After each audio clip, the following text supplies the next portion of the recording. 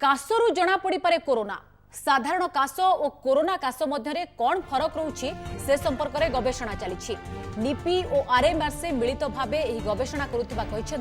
Bhubaneswar RMRC निर्देशिका संघमित्रा पति निपि पक्षर एक आप प्रस्तुत कर आप मध्य रोगी निजे कासर ऑडियो रेकर्ड करेंगे यार परीक्षा करा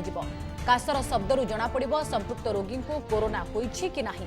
संघमित्रा पति कहते राज्य में एवं टेस्टिंग अधिक होउछि ट्रेस करा जाउछि तेणु पॉजिटिव संख्या अधिक बढ़ुछि।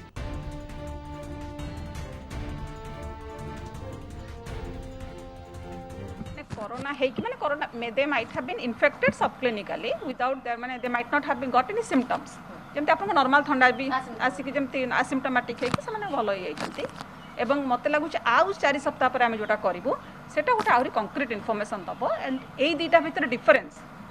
क्या आम कहूँ serial sero survey not one point of time multiple snapshot नेले गोटे मूवी भाया हम and we can say that आमर भुवनेश्वर सहर इम्यूनिटी मैपटा कौ दिगरे गति कर